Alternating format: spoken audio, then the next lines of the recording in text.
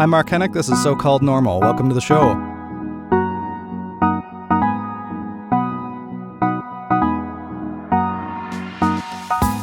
It's the day after St. Patrick's Day. You doing okay? You recovering all right, if that's your thing? I'm half Irish, so I'm getting too old, I think, to do the St. Pat's thing anymore, but maybe someday. I didn't do it this year, but maybe one of these days I'll get back to it. Anyway, this week on the show, we've got my friend Marci Ien. She's a co-host on The Social on CTV. Just an all-around fabulous person. She's a former co-host of Canada AM, and one of the first people who really got into helping me tell my story, certainly in terms of finding Mike. I went on Canada AM and told the story about how this complete stranger in a light brown jacket saved my life, and Marci Ien helped me to do that, and helped me to ask the public for their help in finding this complete stranger that I knew next to nothing about, and then brought cameras along, and he came on the show then with me the next morning, and it was the first time that I had met him, and I didn't even know he still existed. So she had a really important part of bringing my story full circle, and I'm so grateful to her for that. A big part of what we talk about in the show today, and what Marci and I talk about all the time, is transitions and conquering challenges. She reflects on a terrible school shooting in Loche, Saskatchewan, and how it deeply had affected her as a storyteller, and moving from telling stories like that in the news and in her personal life into now what she's doing in entertainment and in production on a daily morning show. So we had a fabulous conversation, and it really reminded me, I've been reflecting on this a lot, a quote from the author Neil Gaiman, and I'll paraphrase it, but he talks about this idea that the point of great stories isn't to show you that monsters and dragons exist. It's to show you that monsters and dragons can be defeated. And I love that's really what Marci and I talk a lot about today. So I hope you enjoy our conversation. Without further ado, here's Marci Ien on So-Called Normal.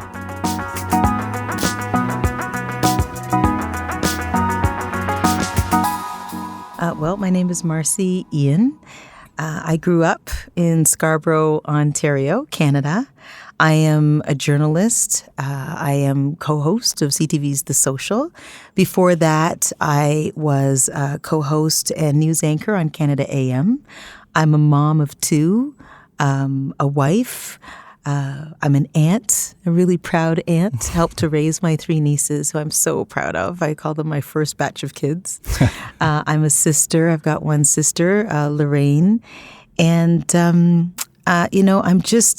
I'm in a space right now where I'm feeling really good about things. Yeah. Things have just come together quite nicely. Yeah, and we'll talk more about that. You sound like that's unexpected, or well, you just never know. Right. You just never know. Transition is an interesting thing, isn't it? Yeah. A couple years ago, when Canada AM ended, I knew that I would be fine. I knew I had a job. I just didn't really know what the next chapter would look like. Right. And that is an interesting place to be. And the questions that one asks oneself. Right.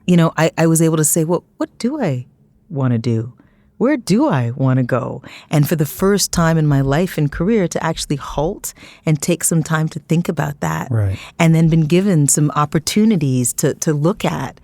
And The Social was just the best choice. Yeah. The best choice. So let's start at the start then, because I think you certainly rose to national fame on Canada AM, but you had been a broadcaster for a while before that too. So okay, so here's the deal. I am going to be 50 in July, and in July you're not. I am. I'm going to be 50 in July. And when July comes, I will be celebrating 40 years of television. Wow. That is the situation. And it boggles the mind. And that's Wait a minute. So you're turning 50, 40 years until. So you started when I started as a kid. I've never been great at math, but I think I can figure that out. So at 10 years of age, old. I will tell you this. So at 10 years old, my dad is a retired educator. And at the time, he was a principal in a school in North York, Ontario. We lived in Scarborough. And there was this particular school that he was at. One of the teachers there had a kid who did commercials and who was into theater. And this teacher spent some time with me. I was in the school sometimes. Teachers got to know me. an audition came up for a show. And she said to my dad, you know what? Marci would be good for this. And he said, what do you mean? Like, I don't know about any of this stuff. And, you know, but it was an open call audition for a show called Circle Square. And they asked us to sing a little bit. I had to read some script. I had never done this before. Right. They asked us to read some script. Then I got a call back. So what was the show? What was the show about? So the show basically was 10, we had cast between 10 and 12 kids. It changed through the years. There was a clubhouse. Kids, us being one of them, would have a dilemma. So I would come into the clubhouse and say, you know, today at school, someone tried to force me to smoke, and I didn't want to. And all of a sudden, the show would be about peer pressure. Oh, like a Degrassi precursor. It was Degrassi precursor, but there was also a religious perspective. It was a Christian show. Oh, interesting. Okay. Yeah. So it was peer pressure. So we would have the clubhouse stuff that we would shoot in Toronto, but to do what would become, it was almost like a dream sequence. When we had a problem, we would go to the friendly school janitor. I know it sounds a little different. But we'd go to the school, who would say, you know what, I have a story about, you know, a girl who is facing the same kind of thing that you are. Let me tell it.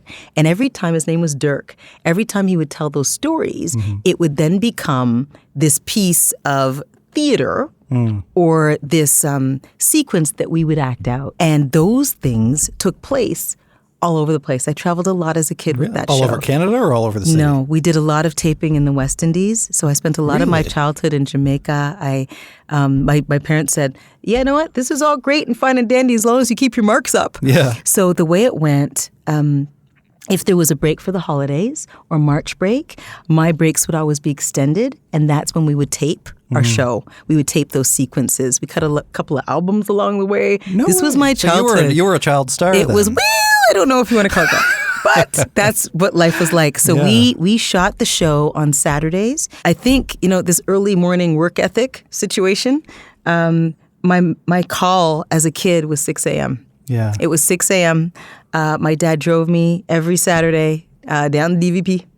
And we shot until about 4 o'clock in the afternoon. And how many episodes of that did you end up doing? Oh my gosh, I was on that show for 6 years. 6 years? 6 years. So it was my childhood from 10 to 16. It was a lot. It was travel. It was trying to hold down my marks. Sure. It was another family because grew up with a whole set of kids and spent time doing some really interesting things. And then somehow, you know, my marks were still pretty good, and I ended up going to Ryerson after that. And you studied journalism. I studied radio and television arts. At Ryerson. Now you had been doing essentially theater prior to that. You were acting. I thought I was going to act. Right. Mark, I thought I was going to be an actor and entered Ryerson, which is why I did radio and television arts. Yeah. So entered Ryerson, and I thought, you know what? I thought maybe writing as well. Always liked to write. And in my first year of school, met a young lady who had come to the program from Alberta. We became really good friends. And she got a job at Channel 11 in Hamilton, Ontario, writing for the news anchor, writing newscasts. So she was the weekend writer, and there was another job that had come up. And so she said, Mars, I know you like writing. It's Hamilton. It's a little far, but, you know, there's a lot to be learned. And she put my name in. And so I went in and I had to audition for this writing job. And they basically gave me some copy and I had to rework it. And they had me watch a story and I had to write elements and, you know, VO and that kind of thing. And I ended up getting the job. So throughout my time at Ryerson, I was a news writer on the weekends at Channel 11 in Hamilton. And then that news writing turned into reporting because it was a small enough shop. And this is what I loved so much about it. The opportunity was always there to do something. Right, I mean, someone would call in sick and all of a sudden the writer gets launched. The writer gets or you're, you know, reporting on something or can you edit? Or what, like that's what it was like. So when did you get pulled in front of the camera? So writing, this is what happened. So they didn't have a full-time reporter working on the weekends. And they kind of made our position, because there were two writers, a hybrid position. So we were writers / reporters in case of emergency, basically. Yeah. So that's how I got pulled in front of the camera. That, you know, one day I was there, you know, writing, and all of a sudden, you know, there was a fire that happened, and it was, okay, Mars, go. And it was just another element that they would have somebody on camera for their weekend newscast. Right. Usually it was a lot of VOs, a lot of voiced over reports because the anchor would come in later in the day. But with us there, we could actually put reports together that could be included in the show. Yeah. So we wrote them and we reported them. Wow. And did that. When I graduated from Ryerson, I continued to work there. And when I left Channel 11 in 97 for CTV for the network, I was the Queen's Park reporter. So I was doing politics, covering the legislature, but for Channel 11 in Hamilton. We had a bureau at Queen's Park. So really climbing the ladder then, starting at the bottom and climbing your way Oh my up gosh. Listen, I'll tell you the Queen's Park story. My colleague retired. So I was reporting in Hamilton, and he was retiring. I had filled in a couple of times for him. And I'll tell you, Mark, it was the one area where I thought, this is my weakness. I'm not altogether comfortable reporting on these stories. Right. And who was premier at the time? It's hard to. Mike Harris was premier. Okay, yeah. So Mike Harris is premier, and I thought the thing was I wanted to create something that people could connect to. Right. And I found it hard to do that with political stories because, people will get up and they will say their piece and announce, another piece of legislature or something else. But how does this connect to the people that are going to be watching this piece, in the evening newscast? And that was my dilemma, bringing it home. So how did you resolve that? So my colleague was retiring, and I thought, I'm going to ask if I can have a shot full time.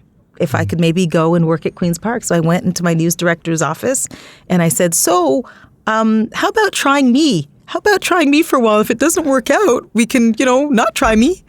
And this is fascinating because most people see something that they don't know how to do and they're afraid of it, right? You ran into it. I wanted to conquer it. Yeah. I wanted to get better, and I didn't know any other way but to do it. Right. It wasn't something that could be taught. I wanted to be better and report from a place where I felt that I could be better and needed to be. And I knew I had to be in the mix to do that. So that's what I did. And he said, okay. And he let me go there. John Best, my news director, took a chance on me, and he let me go in, and it worked really well. And at that time, it was an interesting time. The reporter for Global at the time, a young woman, brilliant, by the name of Monica Kim. Alison Vushnick, who's at Global now, was there for CFTO, and I was there for Channel 11. So we were these women, these young women who were at Queen's Park, and there weren't a lot of women. That was unusual. At that time, it was unusual. And so we helped each other a lot. Oh, nice. We shared clips. Should I be saying this? Yeah. We shared clips. We shared information, but we really lifted each other up. Wow. And it was actually Monica who was asked to come to CTV for an audition and then told them about me. So how did you, actually, since you touched on it, yes. You mentioned being among a small group of women at Queen's Park at the time and probably doing the work you were doing, especially it sounds like an ambitious young woman at the time. What about being a black woman in the industry? Yeah. How did that impact your career, if at all? Well, of course. I mean, because it's perspective and it's how you report. We all, come from somewhere. And so where I come from and who I am, reflects my perspective. I saw it as a complete advantage because I could bring my point of view, my perspective, which really wasn't pervasive. There weren't a lot of black people, a lot of minorities working in the industry. Right. You could probably count us on one hand, right? Do you think that you ever encountered discrimination? Were you ever treated differently? I don't know. And I say that, Mark, because you don't ever really know why you didn't get a job. Right. Right? Like, True. I don't know. I can't say, hey, this person discriminated against me because I'm a black woman. Right. But I think sometimes, did it take me longer to get here? Yeah, it did. Do I think that I was just as good as everybody else coming up with me at the same time? Absolutely. Sure. Do I think in some cases I was better? I absolutely do. Yeah. So whether the color of my skin had anything to do with that, I don't know. Right. What I do know is I'm here now and I'm loud. Well, it seems to be working out well for you I'm so loud. far. I do know that, right? And it's also also about knowing that there wasn't a ton of me around. There were trailblazers that came before me. Absolutely. But there wasn't a ton. And so for me, being able to pull others up and be here and say, hey, I'm here, which means you can be here, because if you can see it, you can be it. Yeah. That has meant everything to me. Yeah. Yeah. Where did you get your ambition? I mean, was it genetic, or was it from one of your parents? Was it, because it seems like you're just so driven in this respect. I just knew that, I'm sure that there are people more talented. There are people that are more talented, but I wasn't going to be outworked. I'm not so sure, though, that talent isn't always a thing. I think even people who are what do you think it is? Well, I think it's persistence, first of all. It's perseverance. Perseverance. It's mindset in some ways, being able to pivot when you're presented with able to get back up. An obstacle, get back up again, that resilience. My parents, so my parents came to this country more than 50 years ago so that my dad could come to school. So background Trinidadian. My parents married. My sister was born in Trinidad. My dad had his eye on U of T. And so came to this country with my mom. They actually left my sister in Trinidad for a bit with grandparents. Tried to make their way here. My dad attended U of T, and upon finishing his degree there, got a scholarship to Harvard. Wow! And this is early '60s. Yeah. This is civil rights and all sorts of stuff. And he did his master's in French there. He's extraordinary. So is my mom. I can't imagine, and I've gone back to Boston. I was actually I was working on a piece on my dad and just haven't finished it. But I can't imagine being heavily accented black men in Boston at that time, and attending Harvard University, coming from this island. Yeah. Right, and all of a sudden, here you are. But he won this scholarship called the Woodrow Wilson Scholarship, and he got to choose any university in North America to attend to do his master's, and he chose Harvard. And so when you come from something like that, and my parents couldn't be in school at the same time, so my mom at the time worked for the government. She was a clerk, the provincial government, and had aspirations of being an accountant. And so at the age of in her late 30s, because my dad was then settled and got his first job, and my sister was doing well, and then I was born. My sister is 7 years my senior. My mom had her turn, and my mom studied accounting and worked, continued to work, and got her CGA, became a certified general accountant, and then became a tax auditor for the provincial government, and did that for 25 years until she retired. And you and your sister were still young when she was doing this? So I was young, yeah, but my dad was teaching. He was an educator. Right. So he was able to step in and take care of us. Well, and this is what I was wondering. All of that. That's what this is what happened. So my mom would work during the day as my dad would, but having the hours that he did as an educator, he was there to, make dinner and take care of us and, do all the things. He was kind of two parents at once, so that my mom could go to school and also work. She would study at night. I remember clearly my mom studying at night. I remember her robe. I remember her being in the basement. I remember having to be quiet. Yeah. And then she would go to bed earlier. Sometimes, we were still up. My dad would take care of us. She'd wake up early to study before work and did this degree, but it was over an extended period of time because she was working on a part-time basis. Yeah. So was able to do all of that with my dad's support. And my sister, being 7 years older, was kind of like a pseudo-mom as well. Right. So she took care of me a lot. And, you come from something like that. This is the quintessential immigrant story. Yeah. You come from something like that, and you better get it done. Well, that kind of work. You need to get it done. Yeah, that work ethic, especially reading late into the night, studying early in the morning. That's something that you started to get to know when you got the call from Canada Ien, right? So very well. Yeah. So when did that happen? Oh my goodness. So I returned from Halifax and was doing a hybrid shift where I was reporting a couple of days on then Lloyd Robertson show for the National News, and I was anchoring a couple of days on CTV News Channel. And those days that I was anchoring on News Channel, it was Friday, Saturday, Sunday. And that Friday meant that I was doing the news for Canada AM, but just once a week. Right. The job became available, and still AM was taking its news from News Channel. So it would be throwing to me going, and now here's Marci over at News Channel with the news. And everybody else was in a separate studio. Okay, yeah. And at some point along the way, probably, 6 months into it, a year into it, they thought, you know what, the chemistry might be good. I think maybe, we should try bringing Marci into the studio. And that's exactly what happened. Yeah. And that is how Seamus, Jeff, Bev, and I were born. So you move back from Halifax back to Toronto, and then you start waking up at 3 a.m. or whenever it was that you woke up. Oh my gosh. So here's the thing, right? Because people would go, so what a great shift, 6 to 9 a.m. It's great, right? And then you have the rest of the day. And then we'd all school them. Like everybody that's done a morning shift, right, will say, here's the situation. When I was the news anchor on the show, it's just the news, I was in there earliest because we had to look at what happened the night before.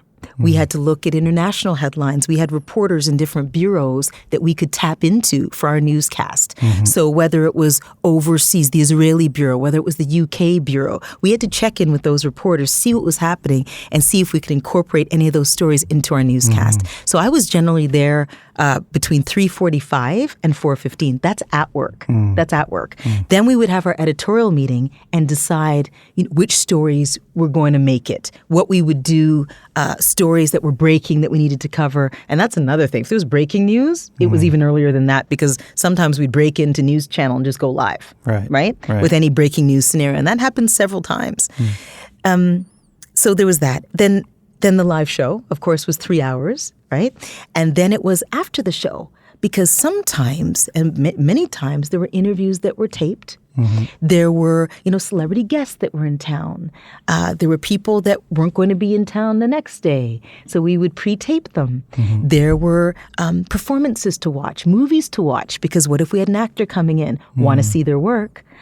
Authors coming in, want to read the material, want to read the work. It was a matter of being on call, as I look at it now, all the time. Because anything could happen, and we were delivering the news in the morning when people woke up.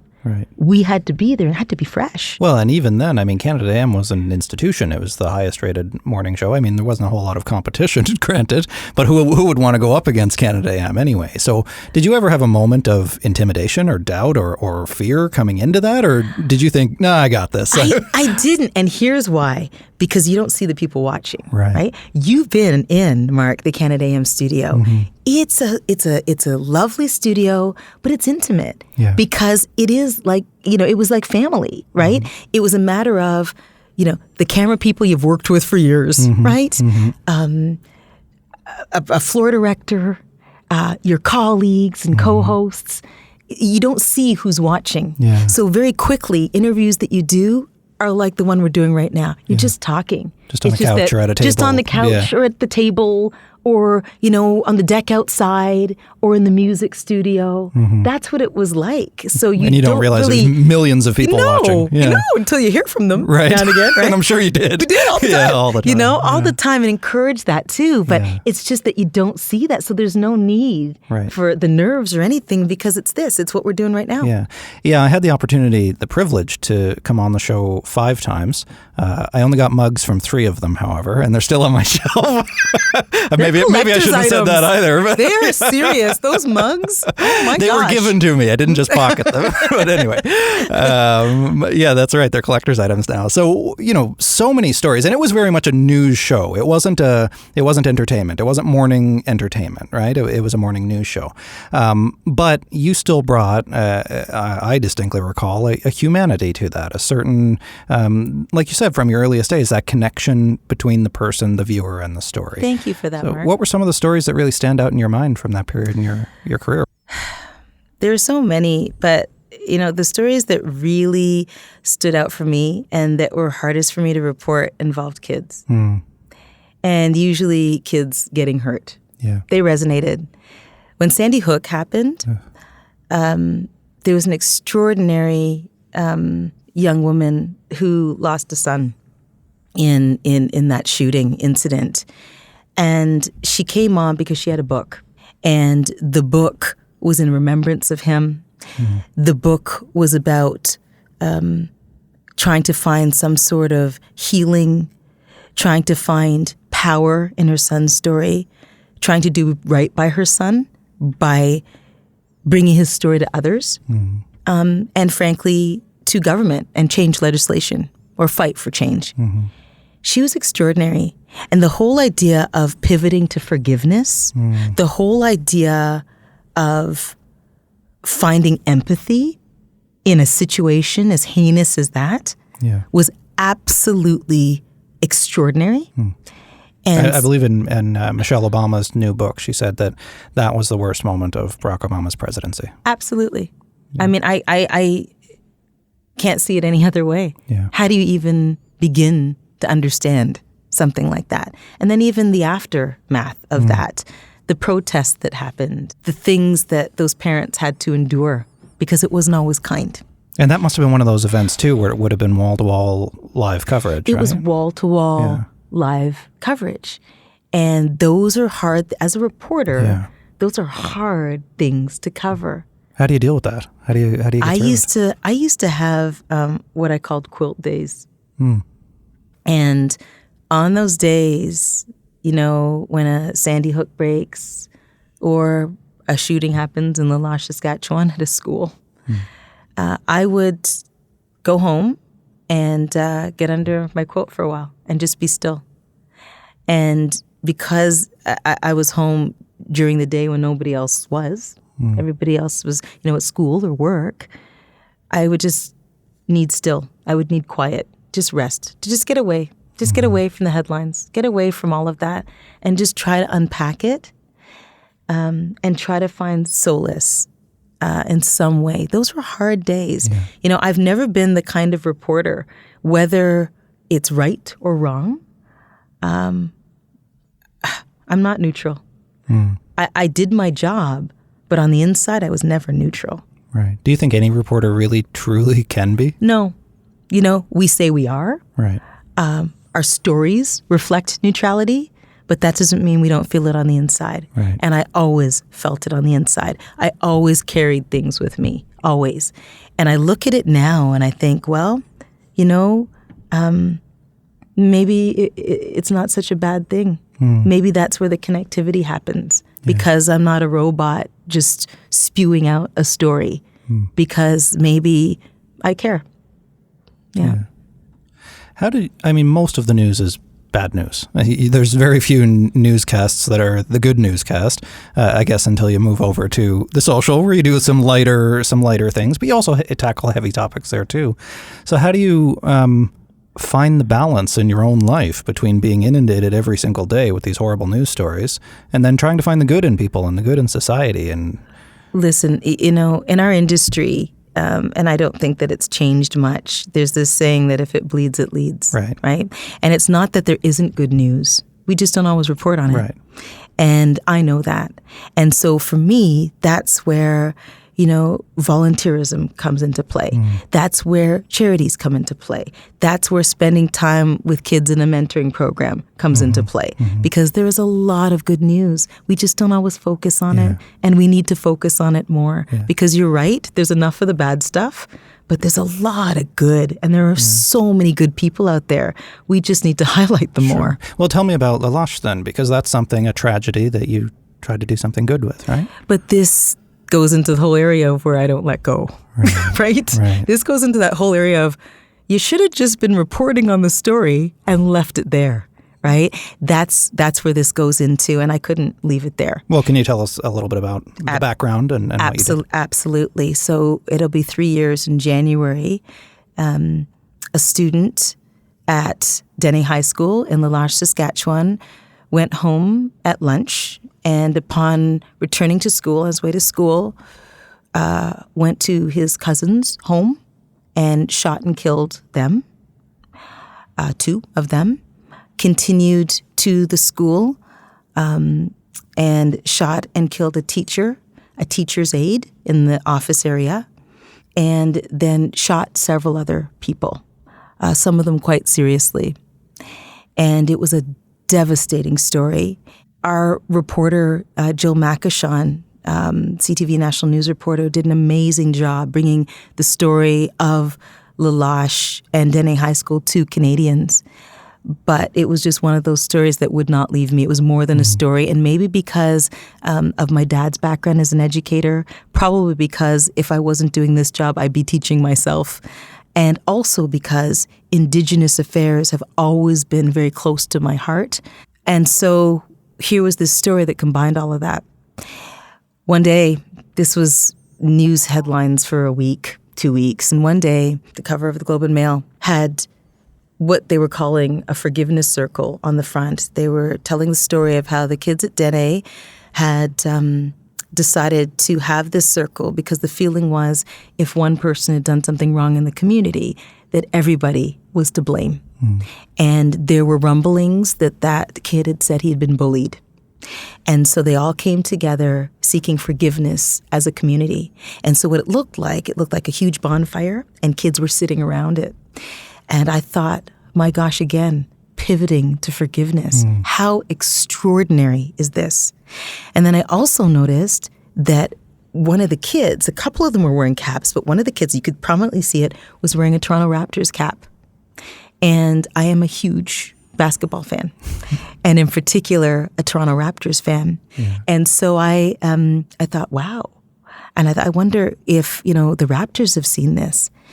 And here's where I didn't know what to do. I had interviewed Masai Ujiri a couple of times. We weren't friends. I didn't quite know how to reach him. So I started basically making up email addresses. I tried Masai.Ujiri, mujiri@raptors.com, all sorts of things. And I put school shooting in the subject line. And I asked if I could speak to him. And one of them worked, Mark, because my phone was ringing not too long after that. And he said, how can I help? So we started to meet. And we started to come up with a plan as to how we could help this community. And we thought we better get in touch with them first. So I start calling. But the administrator, the principal, Greg Hatch, at the time, isn't taking my calls. And now, do you think it's because he's afraid you're media? Yes. Yeah. So as Greg describes it, right. He said, I'd called several times, and his admin assist, as he was walking by one day, goes, it's that Marci woman again. She's calling again. And so he said, all right, put her through. And that was just it, that the media had descended upon, Dene and Loche. And then, when the story ended, everything ended, except the bullet holes were still, lodged in the front door of the school, and people were traumatized, and there just hadn't been a lot of help. Greg, by the way, is an amazing man. He's a legend there. And when the tragedy happened there, Greg was in the school that day, but frankly was transitioning to retirement. He was in the school as a consultant. He had stepped down as principal and was looking to retire, but still wanted to be part of the school community and was consulting with other schools in the province, and was there that day that the shooting happened.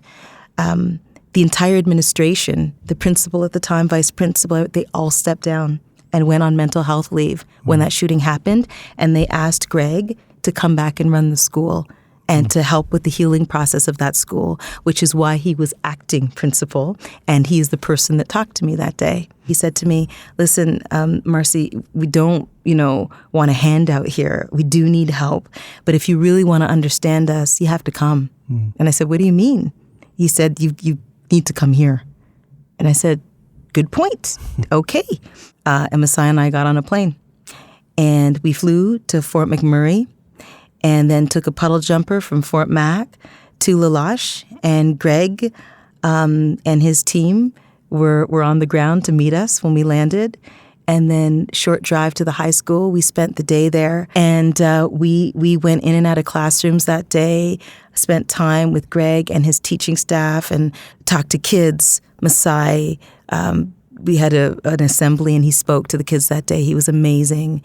And then we got back on a plane, and sitting in the Fort McMurray airport, eating dinner, we decided that we wanted to do something more. and came up with this idea. I said, well, what if we bring some kids to Toronto? And I said, that's a great idea. I said, we'll get in touch with, people we know who can help and let's do this, just so that, Masai's whole thing is dream big, right? So it's dreaming beyond your boundaries. So we had this idea and we said we were going to work on it. So got back to Toronto. This is where, it gets even more interesting. So we've got the trip planned. The kids are coming. Everything's set. We've got everything set. And it is Boxing Day. And I'm sitting on my bed and I'm reading this book that has inspired me greatly called Books for Living.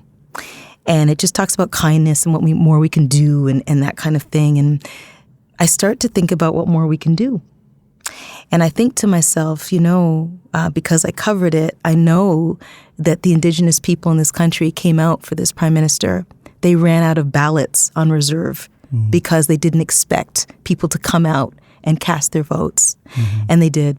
And the first time we went to Dene, we went to Loche, we didn't tell anybody. This time we thought, you know what? The kids are coming here. They can tell their own story. It's not for us to tell their story. They can tell their story. But I did think that it would be great for somebody to speak to them and so that they could be heard, that they deserved an audience. And so I knew that Katie Telford, the Prime Minister's chief of staff, followed me on Twitter. So I was able to DM her. And on Boxing Day, I DM'd Katie and said, hi, happy holidays. Would it be possible to talk to you about something? And I explained this entire story that I'm telling you to her, except that I added that the kids would be coming in the next month, in January, to Toronto. And they are the future of our country as well, and they deserve a voice, and they deserve a seat at the table, and they are still hurting. And where else in this country would there still be a high school riddled with bullet holes? After all of this, there's so much trauma there, and this whole idea of out of sight, out of mind, and that they deserve this much. Would it be possible for them to talk to somebody? And then that was it. I just left it out there. I went back to work. It must have been the 4th or 5th of January. And all of a sudden, this email pops up, and it's the director of operations for the PMO who says, can I give you a buzz? And he said, Marci, I think we can do something here. And I said, what do you mean? And he said, well, the Prime Minister is on a speaking tour, and he was landing in Toronto at that time. So I had to sit with that for a bit. So how many kids are you talking here that you brought in? 10 kids came, and Greg and Martha Morin, his admin assist, came as well. And it was amazing. They flew in. It was on a Thursday. They came and visited us on the social. They were all in the front row. They had a microphone. They were able to talk about the past year and what had happened. Masai was on that day as well, and the ladies interviewed us like we were guests. And we told our story, but more importantly, the kids told their stories. And then later that afternoon, a bus took them to BioSteel Center. They had a wonderful Indigenous lunch prepared. You walked into BioSteel, you could see Welcome Dene High School and flashing lights everywhere, every board. It was lovely. And then the kids waited in the players' locker room as the Prime Minister of this country came through the doors with press behind him. Masai and I, mostly Masai, gave a tour of BioSteel. And then the three of us walked into the players' locker room, closed the door, and the Prime Minister had a discussion with these kids that lasted some 45 minutes. Wow. And they were able to share everything. And he shared back. And it was an amazing experience. Then those doors opened. The former coach of the Raptors, Dwayne Casey, was there, shared his story of growing up in segregated Kentucky. And so there was a Team Casey, a Team Trudeau, and the kids got to play basketball. It was great. There was the matinee on Sunday. They met all of the players. They were recognized at both of the games. They were on court holding the Canadian flag for one of the games. It was amazing. What an then incredible we story, put them on a plane. We put them on a plane the Sunday, and they went back. And we repeated that last year. And we're getting ready to do it again this year because we don't want it to stop. I should say, too, the Raptors a couple of months ago held a session there where they just went and coaches went and they opened the school and they played basketball and they learned the stories of various players and coaches. And they, Greg says it was just extraordinary. Yeah. Have you heard from any of the kids or the people in this community what this meant to them? I keep in touch and I talk to them on a weekly basis. Really? Wow. It has meant so much. One of the kids is now going to school here. He's in a film program here. I'm so proud of him. Have to catch up with him. Many of the kids are not finished high school. They haven't graduated yet. But hopefully they see that there are opportunities. They have my phone number. They have my email. We're on social media. So I keep track. And I talk to Greg like a couple of times a week. I texted him today. Yeah. On January 18th, they will be reopening parts of the school. So the school continued to be open, but a lot of it sustained damage. And three years later, 4 years 3 years later, on January 18th, they will be reopening areas that have been refurbished and rebuilt. And I hope to be there. I hope to get there for that. Yeah. It's incredible what you've been able to accomplish both in your professional career, but, to be able to give back to this community in this way that obviously has affected you so much. It's incredible. I hope that this has repercussions across the country because what we've been able to do with the Loche, and we lobbied on behalf of this this community. There were a couple of Ottawa trips where we lobbied and we said we have to do better. We have to do better as a country. We hope that this has repercussions across the country, and also the whole idea that maybe if you pick up the phone. And just maybe if you reach out and try to do something, you can make a difference. Because really, I didn't know that people would say yes. Right. I didn't know if people would respond. Well, but I mean, anyway. It's also partly, I think it's interesting to see the mix of your trademark persistence coming back again and again. Yeah.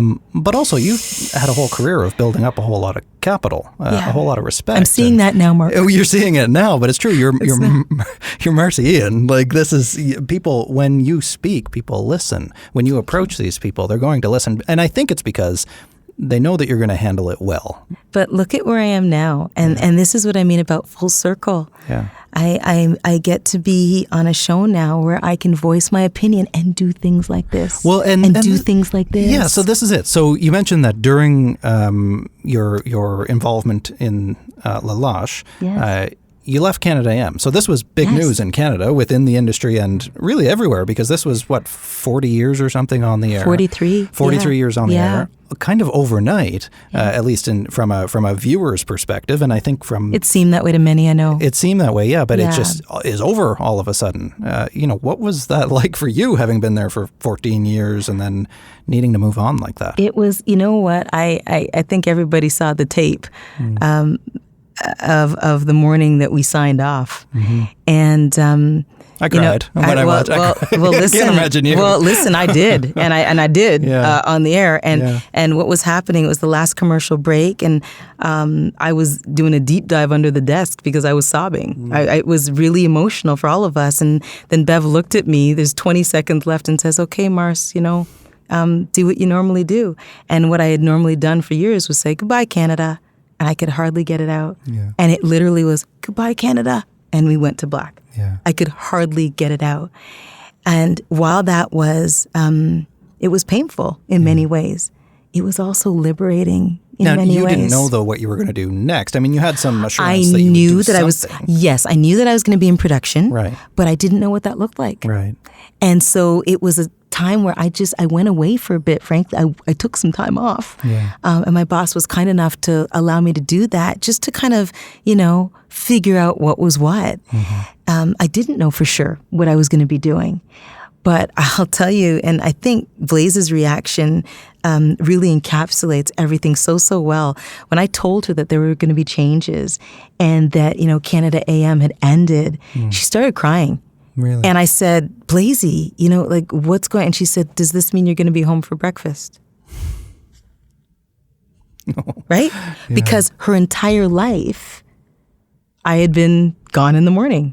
Yeah. She would wake up and I wasn't there. Did you even think of that? I didn't even. And I thought, I'm such a good mom. Yeah. I'm home early. I'm home when she gets home from school. I didn't see it through her perspective. Does this mean you're going to be home for breakfast? Yeah. And I just stopped in my tracks. And I said, absolutely, Blazy. It means I'm going to be home for breakfast. And guess where I am every morning now? Yeah. I'm home for breakfast, right? and I'm home after school too. But that person, her entire life, my kids, I was pregnant with, both of my kids during the run of Canada AM. So that's all she knew, right? Like I wake up and mom's not there. And this whole new chapter has been extraordinary. I get to learn. There's a newness still. Right. Was it a shift for you, though, to go from a morning news show into something more entertainment-based? Yes, because it's always been about everybody else. Right. When I sat down and talked to you, Mark, it was your story. Yeah. I would, throw questions out, but then I would listen. My job is to listen. My job is to ask questions that, enable you to share your story. Right. Now I'm sharing mine. Now you get to talk. Now it's Look out. So I'm supposed to get on the mic and tell you about me. Yeah. Right? Yeah. That's a completely different thing because my whole career and what I loved so much was to talk to other people about their stories and understand how they got to where they are and their journeys. And all of a sudden I'm talking about mine. So that's been the biggest change. But now you've also, one of the things that I've noticed, especially, working with media on mental health and suicide in particular, which is my area, yes. There's a real, Canada AM notwithstanding at the time, there's a real hesitation to go into that kind of heavy stuff in an otherwise lighter format, right? But you guys have been trying to tackle some of these meatier issues as well. How do you make that sale, I guess, or do you have pretty broad control over It's not even a sale because let's be honest about this, who doesn't have a story? Sure. Who doesn't have a family member? Yeah. Who doesn't have a friend? Who themselves? Who doesn't have someone close to them who has gone through this in some capacity. Yeah. And that's what our show is. We share our stories, right? And we share the stories of others, and it is called The Social. So people reach out to us with story ideas. And oftentimes, they're stories just like that. And so we get these stories and we disseminate them and go, okay, wow, okay, if they're willing to share, or we'll have an author come on, or we'll have someone else come on, someone like you come on and share. So it isn't even a sales job. It's just life. Yeah. And we're just presenting life as it is, warts and all, hurt and all, mental illness and all. As Canadians, we go through it. Yeah. And Belle's done such a good job. I'm so proud of the job. Through Bell Let's Talk Mental Health Awareness in Canada over the last, 6 years, whatever it's been, 7 years. It's been a tide change. It's been incredible. You felt it, right? I felt it, yeah. We would never be having this kind of conversation or putting that kind of stuff out there to audiences prior to that. It just didn't taboo. Happen. And I've been involved in the field for that long, so I've been able to see the That's why I'm asking you. It's night and day. It really is. Now, that said, I think we're doing a much better job of having these kinds of conversations. I'm not sure how deep they're going. We're still in a place where we're just raising awareness about, diagnoses and challenges and struggles. But that's partly why I want to do this show is, well, let's go a little bit deeper than that. Everybody has struggles and challenges, but what do you learn from it? What do you take from it? How does it change you? For me, the whole point of my story is that I didn't kill myself. So let's talk about everything that happened after. Right. But there was a long period of time that I still really needed to sit with the fact that I tried and I wanted to. And there was a point in my life where I couldn't see anything else outside of that. But then when I really reframed, and I heard this theme in what you were talking about a lot too, and how you frame your experiences. Yes. That's when things changed for me. That's right. I wouldn't take back even the hardest things that I've been through for the world because they taught me so much. And then there's the whole idea of when you put your voice out there, and it takes such courage, your voice and your story out there, the people that you impact. I'm sure you've seen that because you bravely have said, listen, this is what happened to me. This is what I was going to do. I was going to take my own life. And this is why. And here's how I felt. When you put that out there, then people respond. They respond to that truth and that honesty. I'm sure they have. That's my favorite part of this is that, and I try to remind people this all the time, and sometimes myself, that the story isn't actually about me. That the story is a window, it's a doorway to help other people share. That's the whole point. I mean, what happened to me has already happened. That's in the past. But some people haven't been able to open that up yet. And this is what I've seen. Well, I mean, this is what you do every day. You open that window for people to be able to share their story and to be able to open up those conversations. And now I'm so glad that you get to be loud about your story too. Really loud. Really Too loud. loud sometimes. They call me an oversharer. Hey, you can always fix it in post. Marci Ien, thank you so much for joining me. It's been a real pleasure. Oh, anytime and always. Thank you so much, Mark. Well, that's it. That's my interview with the incredible, the fabulous, the beautiful Marci Ien. I had so much fun talking to her, and she's just such a special person. So thank you, Marci. You can see Marci Ien almost every day on the social, on CTV. So please look her up. And don't forget, while you have your phone out, to subscribe to the podcast, like it, leave a rating, share it with others. Those likes and shares really do mean a lot to us. You can subscribe on Apple Podcasts and all major podcast platforms. You can also visit us over at markhennick.com/socallednormal. You can follow me on social and talk to me. Let me know about what you thought of the episode or who you want to hear me talk to next. I'm on Twitter, Facebook, and Instagram at Mark Hennick, at MarkHennick. I'll remind you too, if you want to check out 7 free days of highly qualified psychotherapy, online, accessible, available whenever you want, head over to betterhelp.com/Mark, enter the promo code Mark, and you can get that free trial of online psychotherapy. So go check that out. Thanks again for listening to So Called Normal. I'm Mark Hennick.